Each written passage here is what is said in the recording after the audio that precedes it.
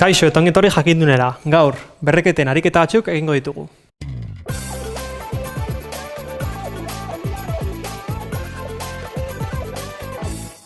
Beste bideo baten duz azalduta berreketa bat zer dan.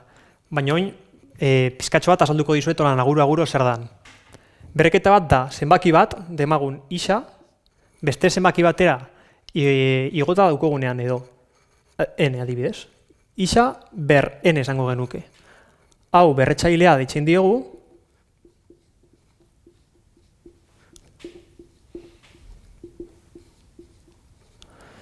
eta hau berrekizuna deritzogu.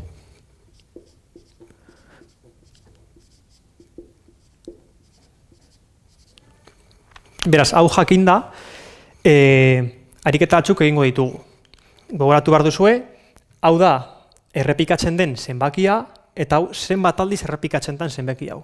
Beraz, adibidez, kasu hau ikusten badugu, esango genuke 10 3 aldiz errepikatzen dela. Beraz, 10 bider 10 bider 10 izango itzateke, hau zer izango itzateke? 1000.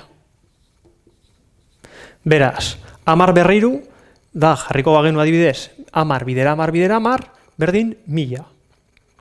10 minus 3. Hau zer da?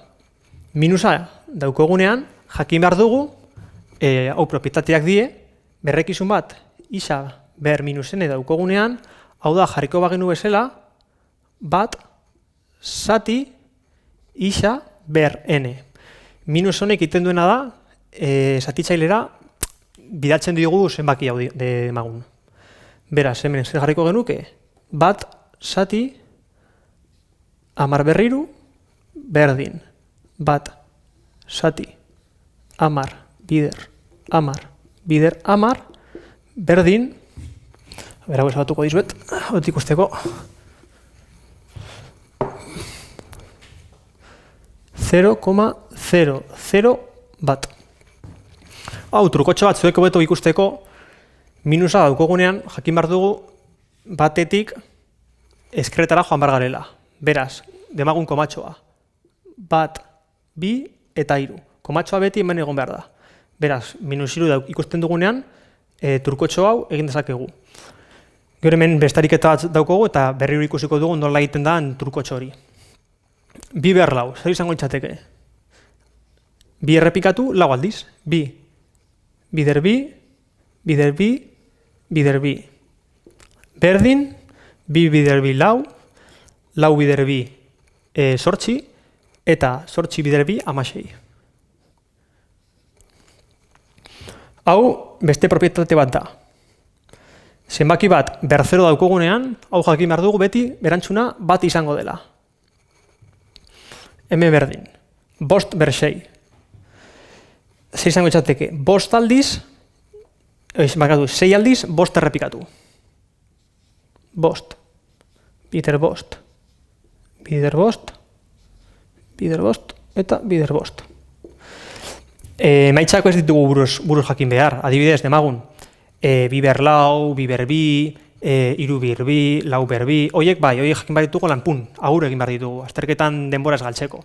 Baina adibidez, zenbaki hauek ez ditugu buruz jakin. Horretarako, kalkulagailua erabili behar dugu.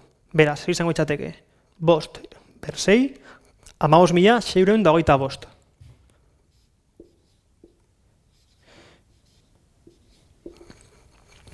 Orain hemen beste adibidea esan dizudana, hemen bezala ekin behar dugu.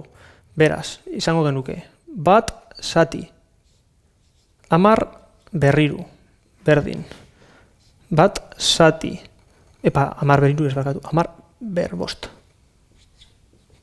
Orduen hemen, 10 5 aldiz errepiketu beharko genuke. Bat, 2, 3, 4 eta 5. Beraz esan dakoa, izango genuke, bat eta oin 5 aldiz joan bergara. Bat, 2, 3, 4, 0. Beraz, bat, 2, 3, 4, 5. Hau izango itzateke erantzuna. Esan dakoa, koma kontuan hartuta, 5 zenbaki eskumara. Hemen, koma gelditzen denean, hori da dituen 0 zenbakiak. Beraz, oin, oinarria ikusita, ebaketa batzuk ikusiko ditugu. Bi berbi esan dakoa, bi berbi eta bi berlau buruz jakin behar dugu zenbat dien. Bi berbi lau, gehi, bi berbi lau eta bi berlau 16. Hau berdin hogei. Hemen berdin, 3 ber 0, esan dizuet lehen, bat dala. Hau buruz jakin behar da bai. Zenbaki bat 0 daukogunean, ber 0 daukogunean, bat da. Hemen, 3 ber bat, 3. 3 bider 3, bederatzi, bider 3, 27. Beraz, emantzuna, 30, gehi bat, 31. Hemen, bost berbi, 25. Gehi, bi berbi lau. Gehi, bat.